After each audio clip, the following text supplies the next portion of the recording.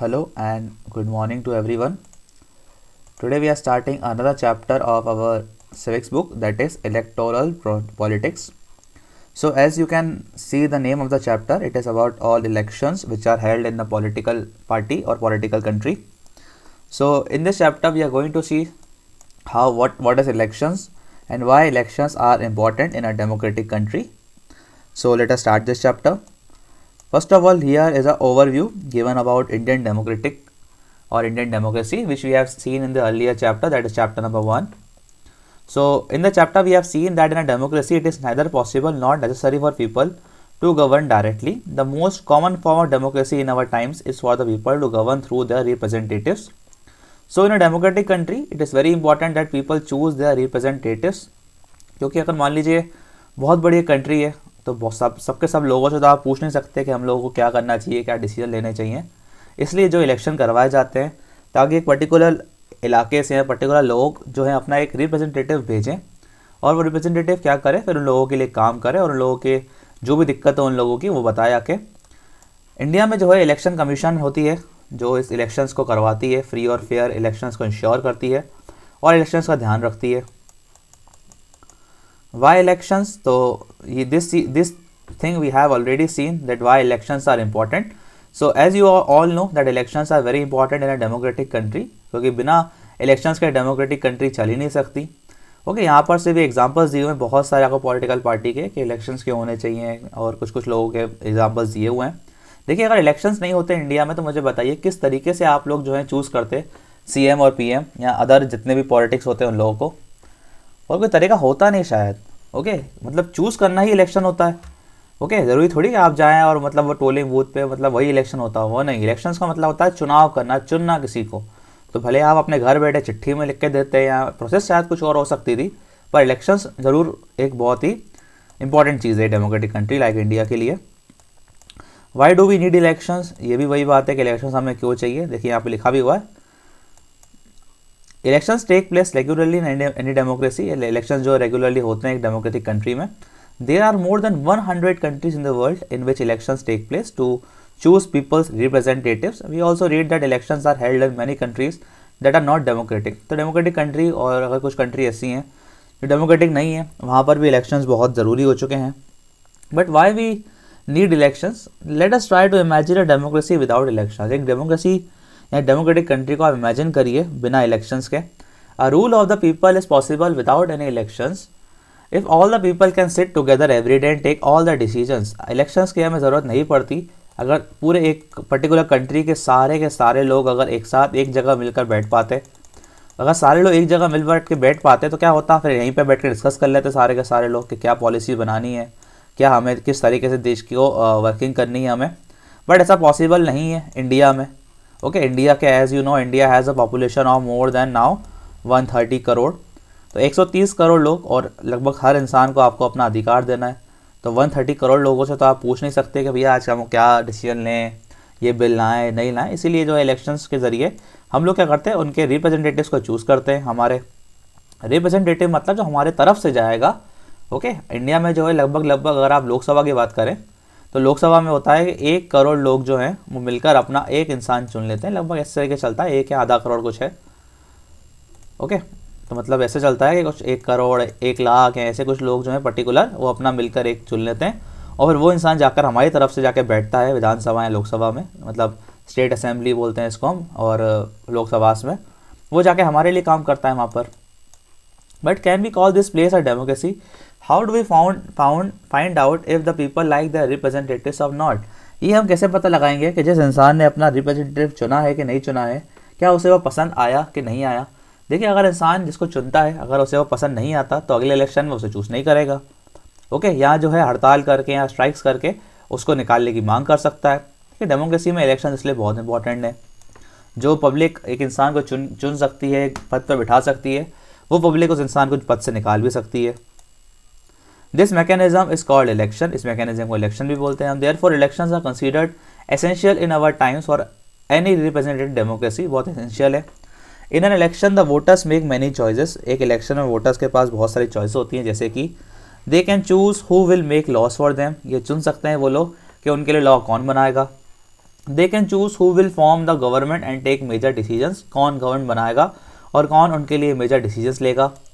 They can choose the party whose policies will guide the government and law making, उस party को चुन सकते हैं जो उनके लिए अच्छी पॉलिसी बनाएगी और अच्छे लॉ बनाएगी। What makes an election democratic, अगर इलेक्शन चलिए मान ले हो भी रहे तो क्या कंपलसरी होगा कि वो इलेक्शन सही तरीके से होंगे कि नहीं होंगे। जैसे मैं आपको एग्जांपल देता हूँ, मान लीजिए इलेक्शंस हुए और एक इंसान था, मान लीजिए रॉबर्ट नाम का।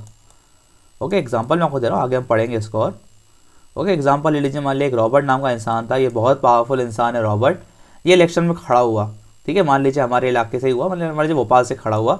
अब इसने क्या किया, भोपाल के हर घर जाके लोगों को जो है मारने पीटने की धमकी दे दी कि भैया मुझे अगर तुम लोगों ने नहीं चुना तो इतना मारूंगा, ऐसा कर दूंगा, वैसा कर दूंगा, सबको मार दूंगा। डर के हमारे 95% या 96% लोगों ने जो इसको वोट दे दिया और इंसान चूज हो गया। ठीक है, तो इस तरीके के इलेक्शन का डेमोक्रेटिक इलेक्शंस बोल सकते हैं? जी बिल्कुल नहीं, ये डेमोक्रेटिक इलेक्शन नहीं होगा। या मान लीजिए एक ये रॉबर्ट नाम का एक इंसान है, इसकी बहुत पहचान है आगे नेताओं में, लोगों में। ओके, बिना धमकाए लोग उससे डरते हैं। ठीक है, तो जहाँ भी जाके खड़ा हुआ है, जिस भी जगह, यही जीतता, इसके अलावा कोई जीतता ही नहीं है। सालों हो गए, मान लीजिए 50 साल हो गए ऐसे ये काम करते हुए, 50 साल से यही एक जगह जीत रहा है। तो इस तरीके को भी हम डेमोक्रेटिक इलेक्शंस नहीं बोल सकते।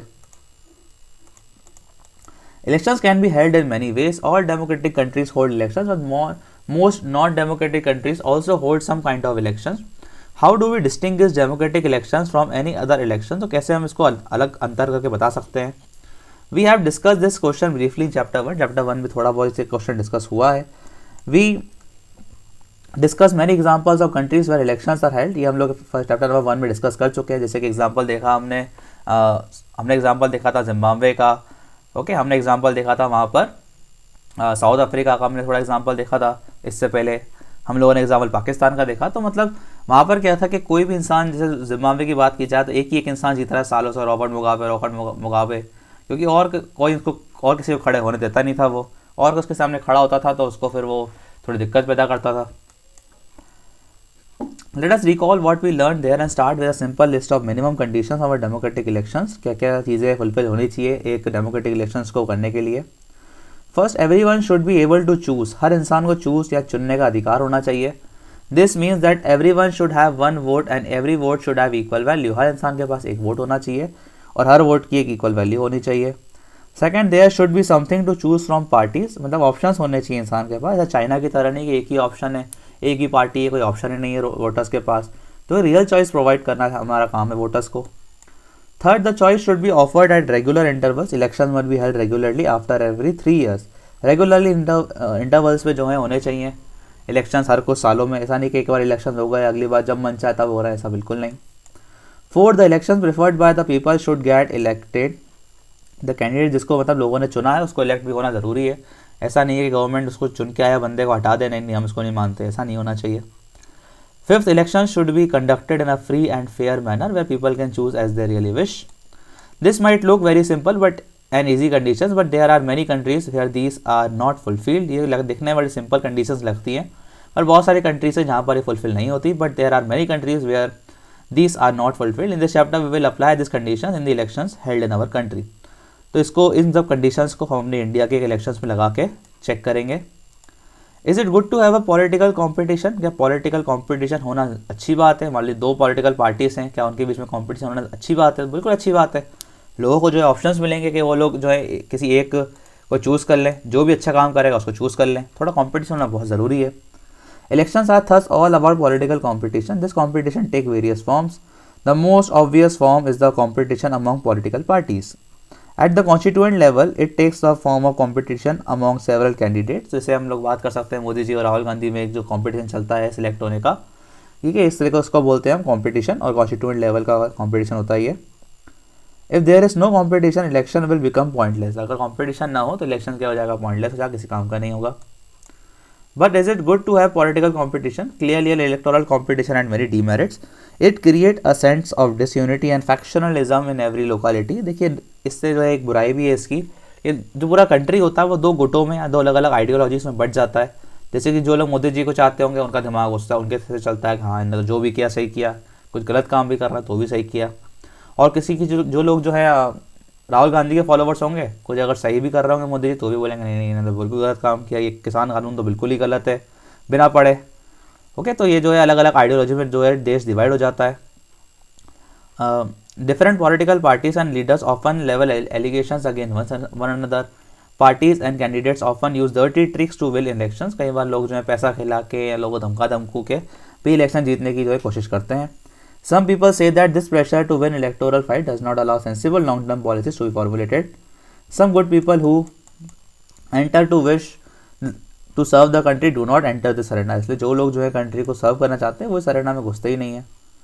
They do not like the idea of being dragged into unhealthy competition. इसलिए unhealthy competition में बहुत सारे लोग आना पसंद नहीं करते। अगर healthy competition होगा कि हर इंसान जो भी जिसके पास भी काबिलियत है, स्किल्स है, अगर वो आएगा, सिलेक्ट होगा तो ही देश जो है हमारा तरक्की करेगा और आगे बढ़ेगा।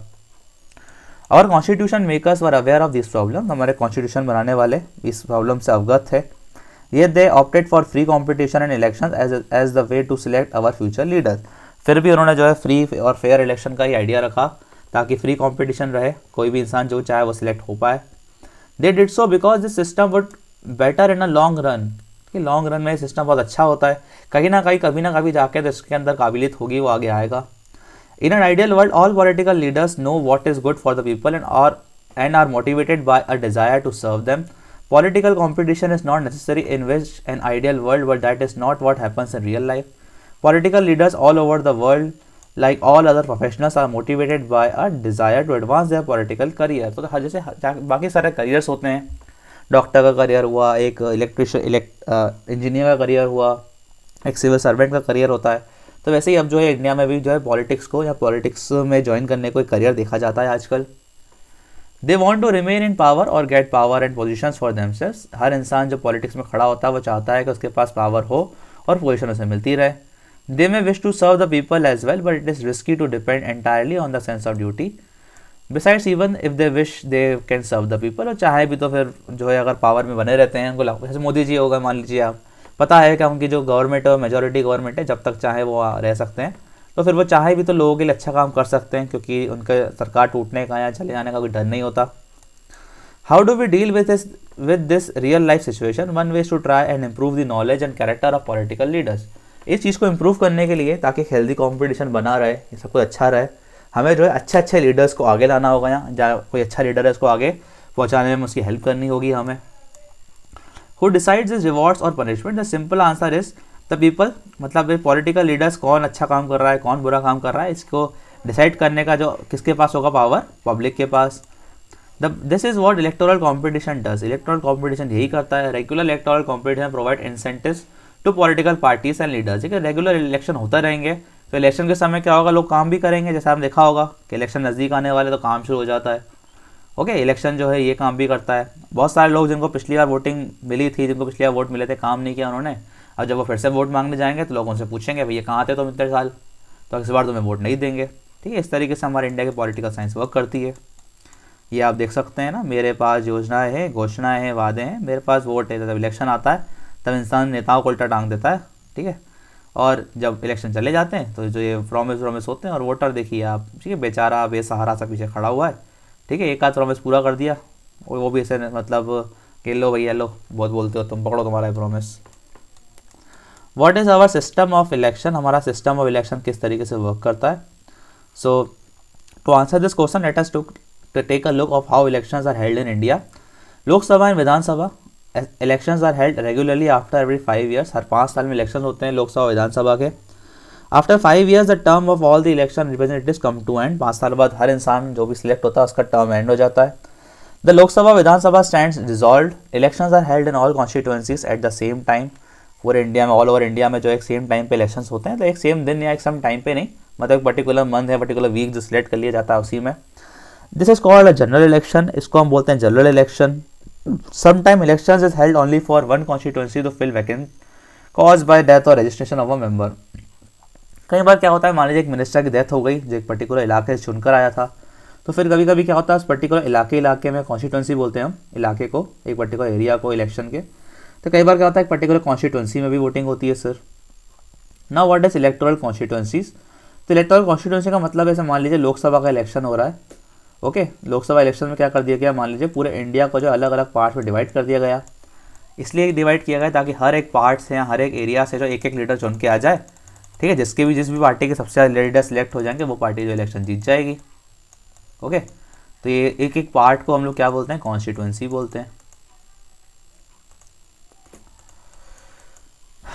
आगे बढ़ते हैं थोड़ा सा, देखिए फोटो दी हुई है गुलबर्ग जो है कॉन्स्टिट्यूएंट असेंबली, ठीक है। जो भी इंसान, एक होती है लोकसभा और राज्यसभा। लोकसभा राज्यसभा जो है सेंट्रल गवर्नमेंट के ऑर्गन है, आपने सुना होगा, केंद्रीय सरकार होती है, सेंट्रल गवर्नमेंट होती है, ठीक है। सेंट्रल गवर्नमेंट का मेन कौन सा होता है, लोकसभा होता है, जिसमें मोदी जी मेंबर है, मोदी जी इसके लीडर हैं। और लोकसभा के लीडर को हम क्या बोलते हैं, प्राइम मिनिस्टर बोलते हैं, पीएम। एक इसमें होती है राज्यसभा, ये राज्यसभा अलग होती है थोड़ी सी, इसमें हम लोग डायरेक्ट वोट नहीं देते, ओके। और एक होती है आपकी स्टेट की गवर्नमेंट, राज्य सरकार, जिसके सीएम अभी शिवराज सिंह चौहान है, ओके। और इसमें भी 2 पार्ट्स होते हैं, वैसे एक ही पार्ट ज़्यादा वर्क करता है, इसको बोलते हैं हम स्टेट कॉन्स्टिट्यूएंट असेंबली, ठीक है, स्टेट कॉन्स्टिट्यूएंट असेंबली। और इसमें हम लोग जो है विधायक को चुन के भेजते हैं, ठीक है। जितने भी विधायक होते हैं सब इसी असेंबली में बैठते हैं, ठीक है। जितने विधायक को हम क्या कहते हैं इंग्लिश में, MLA, member of legislative assembly, ठीक है, इसको बोलते हैं हम state legislative assembly, SLA, okay. और एक होती है स्टेट काउंसिल, ये काउंसिल जो है कभी कभी बनती है, ठीक है, किसी किसी स्टेट में होती है, सारे स्टेट्स में नहीं होती काउंसिल,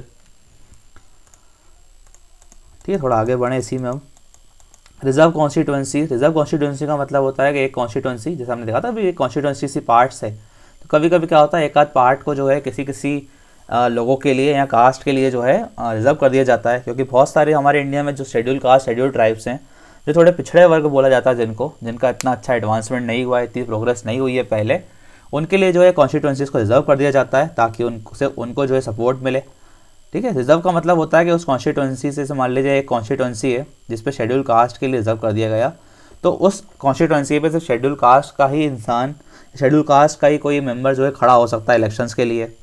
जैसे मान लीजिए एक कॉन्स्टिट्यूएंसी पे वुमेन सीट है, तो उस कॉन्स्टिट्यूएंसी में सिर्फ वुमेन ही इलेक्शन के लिए खड़ी हो सकती है, बाकी कोई खड़ा नहीं हो सकता।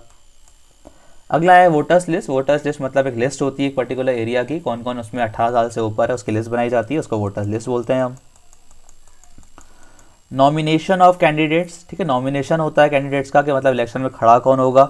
तो नॉमिनेशन के लिए क्या होता है, हर पार्टी जो है अपना एक टिकट बांटती है। जैसे मान लीजिए हम बात करते हैं बीजेपी की, ठीक है, बात करते हैं मान लीजिए सीहोर, तो सीहोर में बीजेपी इलेक्शन हो रहा है, मान लीजिए एक बीजेपी भी खड़ी है, कांग्रेस भी खड़ी है, तो बीजेपी क्या करेगी, अपना एक इंसान जो है इसको देगी टिकट कि भैया तुम हमारी तरफ से लड़ो इस जगह पे, और कांग्रेस को अपना एक बंदा भेजेगी लड़ने के लिए इस जगह पे मान लीजिए, ठीक है, इसको बोलते हैं नॉमिनेशन, ठीक है। इसकी भी एज लिमिट होती है कि अगर आपको लोकसभा का मेंबर बनना है, तो लोकसभा के इलेक्शन में खड़ा होना, तो आपकी एज कम से कम 25 साल होनी चाहिए, और स्टेट के इलेक्शन में खड़ा होना तो भी 25 साल एज मिनिमम होनी ही चाहिए आपकी। Every candidate has to make legal declaration giving full details, तो जो साइन वाइन करवाए जाते हैं डिक्लेरेशन पे, उस पर क्या पूछा जाता है कि serious criminal cases pending against the candidate, क्या जो इंसान खड़ा हो रहा है क्या उसके खिलाफ कभी एक क्रिमिनल केस तो कहीं दर्ज नहीं हो गया बहुत सीरियस सा, अगर ऐसा है तो इंसान को खड़े नहीं होने देंगे। Details of the assets and liability of the candidate and his और हर फैमिली, असेट्स और लाइबिलिटी मतलब कितने आपके पास घर है, कितनी पूंजी है, इन सब का आपको ब्यौरा देना पड़ता है ये नॉमिनेशन भरने से पहले, इलेक्शन में खड़े होने से पहले। मतलब कितना लोन आपने ले रखा है, कितनी जगह आपके पास ज़मीन है, सब कुछ बताना पड़ता है आपको पहले ही। Educational qualification of the candidate, कितने पढ़े लिखे हो ये भी बताना पड़ता है, ठीक है। इसके बाद ही जो है इंसान को खड़े होने का मौका मिलता है। Educational qualification are not relevant to all kinds of job, ये इतना ज़रूरी नहीं होते हैं कई बार, वैसे फिर भी थोड़ा बहुत पढ़ा लिखा जो है इसको माना जाता है कि ठीक है अच्छी बात है ये। Even if education was relevant it should be left to people to decide how much importance they give to educational qualification. और इलेक्शन का ऐसा कुछ नहीं है कि इलेक्शन का बस बता दिया जाता है लोगों को इतना पढ़ा लिखा है, अगर लोगों को लगता है कि हमें भैया हमें तो भाई पढ़ा लिखा लड़ता ही चाहिए तो फिर वो लोग देखें। इलेक्शन कैंपेन का मतलब होता है, आपने देखा होगा कि जब वोटिंग आने वाली होती है तो बहुत सारे लोग जो ऑटो पे लेके निकलते हैं, वोट दो भाई वोट दो, ठेलों पे लगा दिया जाता है, ऑटो में साउंड गूंजता है, हर रोड पे होर्डिंग लग जाते हैं, ठीक है। इसको बोलते हैं हम इलेक्शन कैंपेन चलाना।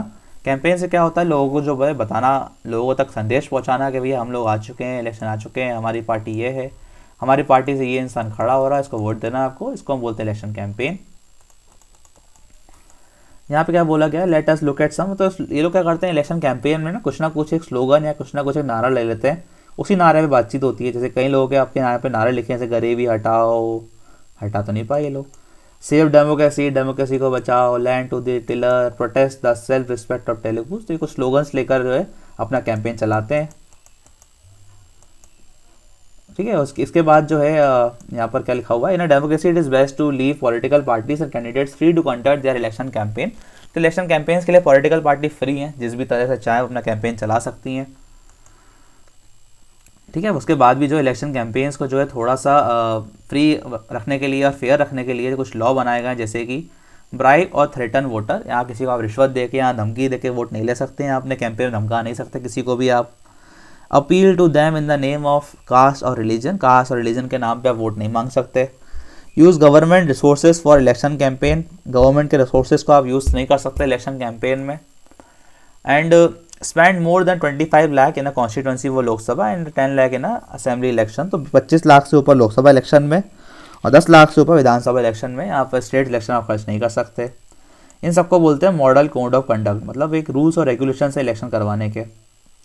नेक्स्ट आपका polling and counting of vote. Polling और काउंटिंग ऑफ वोट्स के लिए क्या किया गया है, हर एक कॉन्स्टिट्यूंसी में जो है बहुत सारे पोलिंग स्टेशन बनाए जाते हैं और वोट हो जाने के बाद बहुत सारे काउंटिंग स्टेशन बनाए जाते हैं जहाँ काउंटिंग होती है वोट्स की।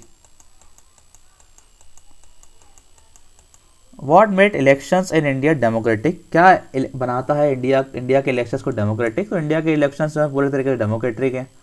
इंक्लूजन ऑफ फॉल्स ने क्या लिखा है, we get to read a lot about unfair practices in election, newspaper television reports often refer to such allegation, most of these reports are about following. तो India में भी जो है बहुत सारे हरकतें होती हैं इलेक्शन में, जैसे कि बहुत सारे लोग अपना नकली नाम लिखवा लेते हैं, बहुत सारे लोग की वोटर्स लिस्ट पे जो है लोग जो उनकी डेथ हो जाती है वो लोग भी वोट दे आते हैं, कोई और जाके उनकी तरफ से वोट दे आता है। तो इस तरह की चीज़ चलती रहती है इंडिया में भी। बट इंडिया में इलेक्शन करने के लिए सही तरीके से हमारे पास एक इंडिपेंडेंट इलेक्शन कमीशन है। इलेक्शन कमीशन का काम क्या है कि पूरी जांच पड़ताल करना, देख रेख रखना कि कहीं इलेक्शन में कहीं गड़बड़ी तो नहीं हो रही, कोई दिक्कत तो नहीं हो रही। ओके, सब लोगों को जो है पॉलिटिकल पार्टीज़ को जो है जो होता है ना, आपने देखा हुआ एक वो होता है चित्र होता है, जैसे कमल का फूल है बीजेपी का सिंबल प्रोवाइड करवाना हर पॉलिटिकल पार्टी को। ठीक है, सही तरीके से वो वोटिंग में कैंपेनिंग कर रहा है नहीं कर रहा है, हर चीज़ का काम इलेक्शन कमीशन का होता है। पॉपुलर पार्टिसिपेशन, ठीक है, पॉपुलर पार्टिसिपेशन मतलब लोगों की कितने लोग परसेंट लोग वोट देते हैं इंडिया में। तो अभी इंडिया में जो है हर जगह अलग अलग परसेंटेज है। ठीक है, एवरेज इंडिया का 72% है वोटिंग हर बार का। Acceptance of election outcome, election outcome को मतलब लगभग जो भी इंसान सिलेक्ट होकर आता है इलेक्शन में उसको लोग मान ही लेते हैं अपना लीडर। ठीक है, ऐसा नहीं है इंडिया में कि उसको भगा देते हैं। Challenges to free and fair election, free और फेयर इलेक्शंस को जो है बहुत सारे चैलेंजेस हैं, जैसे कि कई लोग क्या होता है पैसे वाले नहीं होते, पैसा वैसा बांट के अंदर ही अंदर, या लोगों को पता लगता है कि यार ये तो इंसान पैसे वाला है, अगर कल को कुछ काम नहीं भी होगा हम जाएंगे पैसे मांगने से, पैसे दे देगा हमें। तो कई लोग क्या करते हैं पैसे वालों को चुन लेते हैं, वोट दे देते हैं। तो ये बहुत ही बड़ी दिक्कत है इलेक्शंस में हमारे यहाँ पर। जो इंसान पैसा दे रहा है वो लोग ये नहीं सोचते कि जो इंसान मुझे पैसा दे रहा है कहीं ना कहीं से पैसा मिल भी तो रहा होगा। ठीक है, इस तरीके से बातें लोग नहीं सोचते। ओके, तो यही हमारा चैप्टर है। थोड़ा पॉइंट्स और लिखे हुए हैं यहाँ पे कि अगर इलेक्शन जो है अगर फ्री और फेयर नहीं हो रहा है तो क्यों नहीं हो रहा है यहाँ पर। तो क्रिमिनल कनेक्शंस भी होते हैं बहुत लोगों के, इंसान को पता होता है कि भाई ये इंसान क्रिमिनल है, इसको अगर नहीं चुना तो भैया बहुत माराकुटी करेगा, सच्चा नेता ऐसे ही बना दो। पर वो लोग ये भूल जाते हैं कि फिर वो शायद गुंडागर्दी ना करे, लीगली गुंडागर्दी करेगा फिर वो। ठीक है, तो बड़ा सिंपल सा चैप्टर है हमारा। वैसे भी पॉलिटिकल साइंस हमारी सिंपल सी रहती है, लगभग हर सारी की सारी चीज़ें और बातें हम लोगों की पहले सुनी सुनाई होती हैं, करी कराई होती हैं। ठीक है, इतनी दिक्कत वाला चैप्टर है, इतनी दिक्कत वाली कोई बात है नहीं यहाँ पर। ओके, अगर आपको फिर भी कोई दिक्कत आए समझने में तो मुझे बताइएगा प्लीज़ यहाँ पर। Okay, in the last, thank you.